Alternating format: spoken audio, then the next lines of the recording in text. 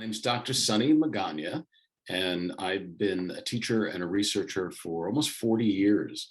I started teaching in 1983, and that was the first year that I started researching the impact of technology on student learning and got really interested in what I thought was going to be the wave of the future. Even back then, when the technology we were using were basic programs and things like the Oregon Trail and games. I saw that there was potential there, and I've been pursuing a line of inquiry on finding the sweet spot where technology most reliably enhances modern pedagogy. Well, there's, I think, been an increase in the perception and use of technology by teachers, for sure. And the amount that technology has evolved tremendously since 1983. We had Apple II computers, and I don't think the screens were colored yet. They still were green screens. So if you can imagine the evolution of the technology from 1983 to now, it's been really significant. However, there's a word of caution here. The research indicates that despite the remarkable arc of technological advancements, the impact of technology on student achievement, as measured by Professor John Hattie, myself, I actually published this work, the impact has been low. And it's been far too low for far too long. So my work is focused on disrupting the low impact of technology and focusing on a new type of pedagogy, a modern pedagogy that is best suited for the modern age. It's a confounding problem. It's very complicated, and there's a lot of moving parts to it. But John Hattie did a meta-analysis of over 10,000 studies looking at various aspects of computers and technology on student learning, and he allowed me to publish his findings in my own analysis. And what he found was that the average effect size of all of the influences that Hattie studied in his wonderful book, Visible Learning, and his research on visible learning, the average effect of every influence that he studied was 0.4. Now, you can consider that 0.4 the average impact. So it's equivalent to the average quantity of learning the average student attains in an average year. So hold that for a moment. 0.4 is the average. Anything above 0.4 effect size would be considered desirable. Anything below 0.4, not desirable. And what he found is that the impact of technology as measured by effect size was 0.3.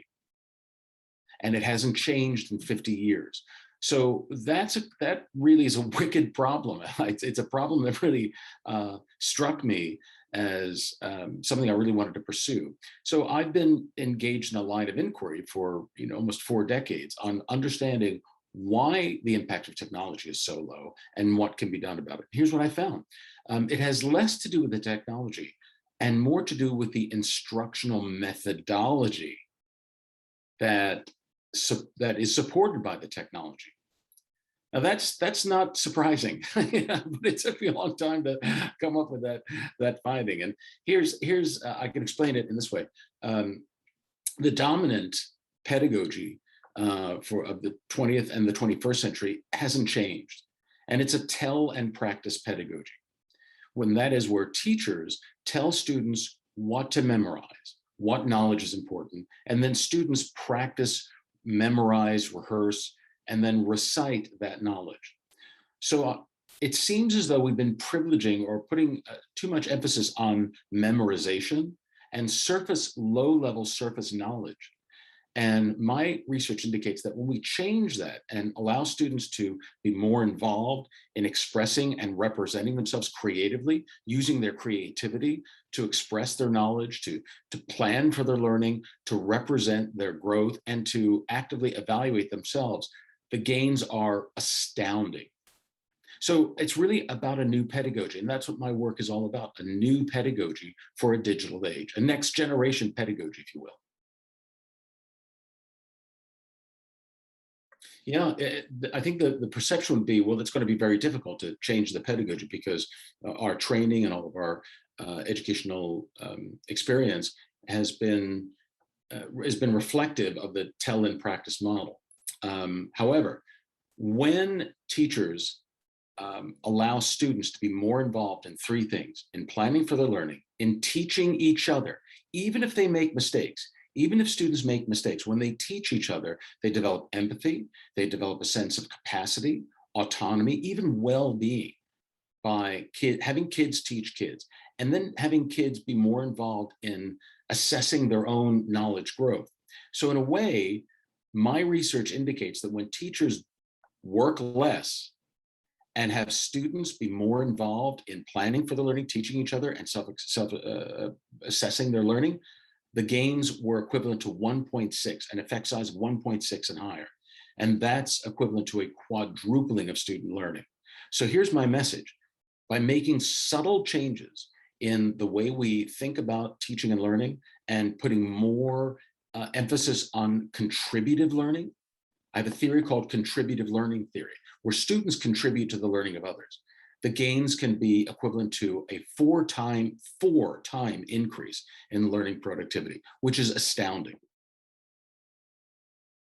That's a great question. There have been a lot of changes, and we're still understanding the impact of those changes. I think by all accounts, we can expect that when we come back to normal, when education systems are post-pandemic, we'll better understand the impact of this profound period of disruption on student learning productivity. We can't presume learning loss, but if we do experience a learning loss, then we have to find ways that can accelerate learning reliably. One of the silver linings of the pandemic, which I'm afraid that's an unfortunate phrasing, but one of the things we've learned, let's put it that way, because it's been an unspeakable tragedy. We've had far too much loss of life, and too many people have been debilitated by this horrific illness. But what we have learned is that teachers, many of whom were reluctant to use technology, simply were required to use technology. There was no other way to connect with students. And so one thing that I think many teachers have learned is that technology can be an assistance in providing access to our students, to content, and to one another in ways that we hadn't really imagined before, or many people hadn't imagined before. However, it was really difficult. Now, I don't think I've spoken to or worked with a teacher who thought that going on Zoom and having Zoom classes was ideal. I think kind of far from it. So we now have a baseline. We now have an understanding of what is a minimum level. We have to have access to technology and broadband and production devices and security for all students. But the next thing we need to do is embrace a pedagogy that focuses on the learner and the learning, and helping students optimize their learning. And so there's been a glimmer of hope despite these horrific events. We're still not out of the pandemic. We still have a long way to go before we can consider our society is post-pandemic. But what we need to do is learn the lessons and replicate what works, stop doing what doesn't work, and continue doing what we have been doing that has been working. I can tell you a little story. 26 years ago, I started the world's first cyber school. It's funny, who thought about that? I was, I guess, a futurist even back then. So I created a school of the future that allowed students to connect with their teachers, myself and my staff, remotely, as well as in person, as well as in different sites, different locations. I called it distributed learning, where students had their own individual path of learning, their own unique curriculum, and multiple opportunities to demonstrate mastery. But the first element was every learner and every faculty member had to have production devices, access to broadband connectivity, and cybersecurity. So I've codified the research from that cyber school study into a document, which I'll be sharing at the EDUtech Asia conference, called Cyber Schooling That Works. And what does the research say about the elements we need? And the first, what I call critical commitment. There are 5 critical commitments. And the first one is to provide universal and equitable access to production devices, broadband connectivity, and cybersecurity for all faculty and students. That's the starting point, but we mustn't stop there. We need to go to the second commitment, which is to embrace a next generation pedagogy that's been shown to reliably accelerate helping students learn how to learn. Not just learn content, but learn how to learn how to optimize their learning, learn how to learn in groups, and what strategies students are able to apply at different phases in learning. And that's been remarkable. That's been a great journey, is coming up with this pedagogy, which I call the T3 framework, which has been peer reviewed and has effect sizes of 1.6 and even higher. So that we should have renewed optimism for the future. Yeah, that's another thing that seems to be changing, is our thinking about not just instruction and about curriculum, but of assessment, thinking about assessing students' learning in an ongoing way. So my research clearly indicates that when students are more involved in self-assessment, in appraising their own growth, that's associated with a very high effect size.